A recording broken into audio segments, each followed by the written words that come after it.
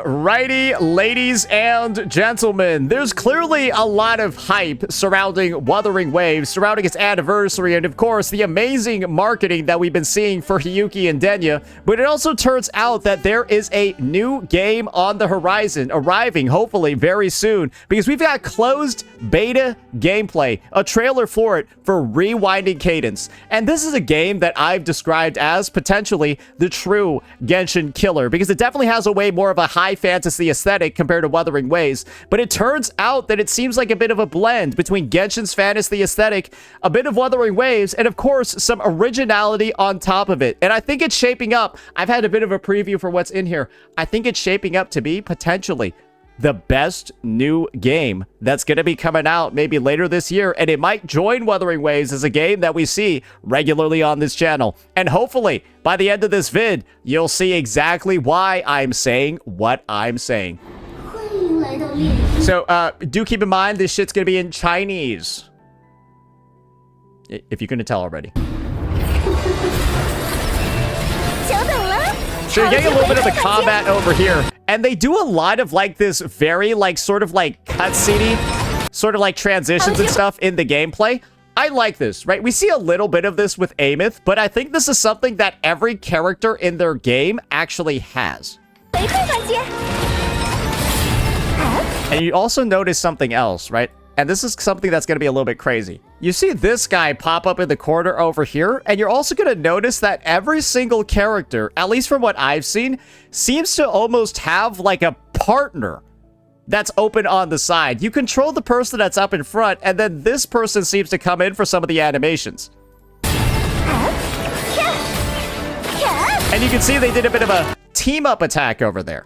This is where I'm starting to see a lot of inspiration from Wuwa, right? But then also some additional cool elements on top. We see that they have a baseline skill, they got the dodge, they have like some sort of gadget over here, and then of course, their ultimate on the side. But this one seems to have 2 charges. And of course, like a special parry attack, and then a QTE as well. It almost makes me wonder, like, is this something that only happens in specific fights? Or is every single character meant to have some sort of QTE animation that they're regularly going to use? I will say, it's Giga Cinematic, and it's super cool. And again, you're seeing, like, that other partner, that guy show up in the corner here.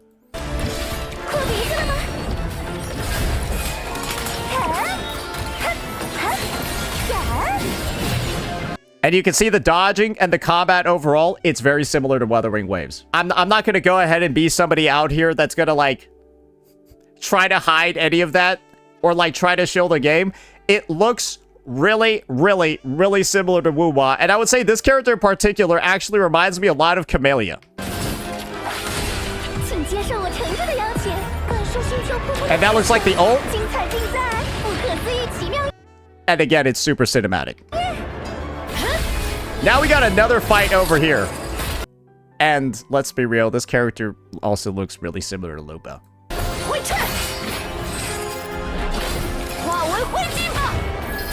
The team-up attacks look really cool though, and I guess that's their replacement for having echoes. But I will be honest, it does seem like a lot of work to put into every single character's design. But I guess that's what they're deciding to do.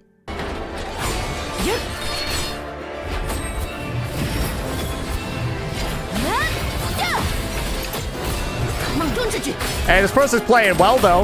Yeah, they're hitting every dodge. This attack is also one of the reasons why I started doing this react, because, like, this is crazy, bro. Like, what are they even doing? Are they summoning, like... Bro, what is that? So, I'm looking on the side. It seems like every unit in the game comes with a partner. Every single one. We're seeing that they're all doubled up. Maybe this is going to have a big impact on the gearing, where you got to gear them, and you also got to gear the person on the side, and maybe that could make the gearing process, the builds, super unique relative to other games. Maybe this is the game where you can, like, truly have build variety.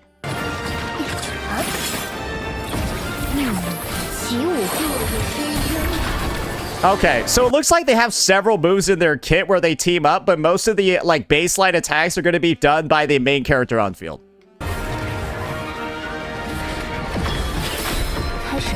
Okay, that looked like some sort of counter. Okay, what's she doing though? Why is she doing that? Hey, like, this is the thing. Are you gonna pull for her, or are you pulling for the character on field? Who are you pulling for? But she does look like Furlova. This kind of looks like, this looks like slutty Furlova. Yeah, no, that's what she looks like.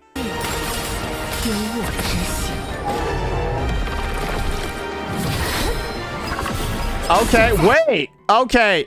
So yeah, maybe every character has this parry animation, and then every boss simply just has an attack. Jesus Christ. Yeah, there are going to be some people that take as... I know it's telling you to click fast. I know some people, they're going to be clicking slowly during this one. And this is the ult? Okay. That was a little bit mediocre, I'm going to be honest. I think the other ults looked a little bit cooler. Maybe this is a 4-star character. That also makes me wonder, yeah, every unit in the game is, like, surely not going to be a 5-star, right? So, are the 4-stars also going to have, like, their buddy? Angles. Bro, she a Beyblade. And this is, I think, the MC. So, maybe they're going to have the most boring-looking kit of them all. Or maybe they're going to pop off.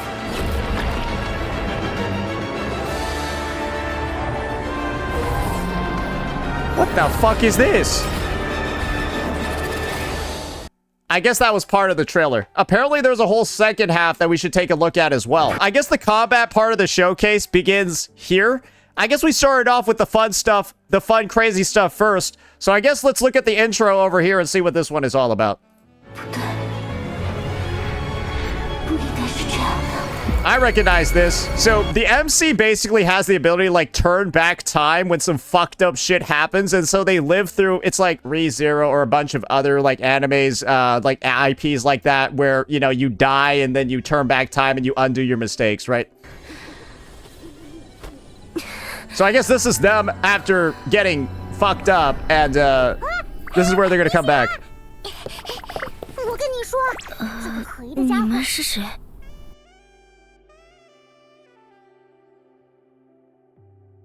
Oh, I see. Yeah, this shit is DMCA'd. So I guess we'll just, like, look at bits and pieces of it, see if there's anything I can recognize.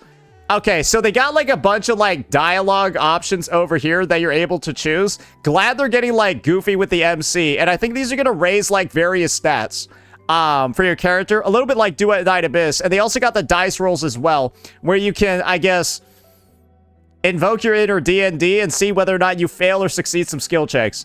They're gay, too. What else do we have here? Gay again. The game is definitely gonna have like that goofy fantasy vibe as well. Definitely looks like something that they're gonna have front and center. Even like the sort of like comical stuff. And so you guys can hopefully see where I'm coming from when I mention things like, oh, this is like truly the Genshin killer. Because my viewpoint on Wuthering Waves has always been, Wuwa doesn't necessarily tap into the same genre as Genshin. Wuwa is way more sci-fi. It has like a bit more like, it has some fantasy elements, especially with Renacina. But as we can clearly see in 3.0, fantasy has never really been the true focus of the title. It is still very scientific and a lot more mature. This game, on the other hand, right, has the same sort of like goofy vibes that you might even see from like an NTE or an Ananta, but obviously, right, has the setting of Gensino Impacto and all of that. So, you know, I guess it does even have like some darker elements as well, because this guy looks like a villain, right? So I'm seeing over here that the overall gameplay, the overall world, the overall setting does seem like very vibrant. And I think I would say overall, I'm definitely a fan. And I think screenshots like this, areas like this, all of that. And I know some people say police, but like of all of like the kid character designs that you could have in a game, I think this is tasteful. Right? I don't see anything wrong with like this character design over here, especially after fucking shit like Zenless Zone Zero. And of course, like Azure Promelia and stuff like that. There's nothing, I don't think there's anything wrong with this. This actually just looks like an adventurer kid. So, yeah. Yeah, I don't see any Angels of Delusion and shit like this here, brother man. So, I guess this is like the past, or this is like a ghost version of the MC where they can like maybe redo story bits. And overall, it looks like a pretty solid world. The graphics look great, the gameplay looks pretty exciting, and I would assume that this is gonna be a title that absolutely shakes up the space. And naturally, right, with like animations like this and designs like this, they know how to goon as well. Yeah, these devs, they know how to goon as well. So don't worry, it'll have plenty of that. Jesus fucking Christ, holy. Anyways, oh, and here we have like the gearing process. Okay, they show a little bit of the gearing. Looks like a bunch of different cards. Looks like you might actually... Can you switch them out? Why is there like a switch button there? Yeah, maybe you could equip different cards to like different people and stuff. But this looks really, really, really interesting. This might be the most unique take on gearing that I think I've ever seen. Yeah, maybe you just put on a bunch of cards on people and then that's how you like raise their stats and stuff. Yeah, so it's like light codes, but you can equip multiple or something like that. Which, again, I'm hoping that this is the game with build variety. So maybe what I was saying before is the stuff that's actually going to stick. Because, yeah, this definitely does look like the gearing process to me. So, yeah, I will be closely following this game. This is probably the game with some of the most potential that I've seen. And I think it embodies a really good philosophy. If it ain't broke, don't fix it. And the fact that they're lifting so many elements, right, from the Wuthering Waves combat, while also naturally weaving in, I think, one of the most unique things we've ever seen yet with, like, the duo characters and the duo movesets. This, to me, seems like enough of a far cry from Wuthering Waves to feel very, very, very impactful. And then it takes, right, the setting, the fantastical high fantasy setting from Genshin Impact, blends it all together, and I think this game has a lot of potential to be one of the best titles we're gonna have yet.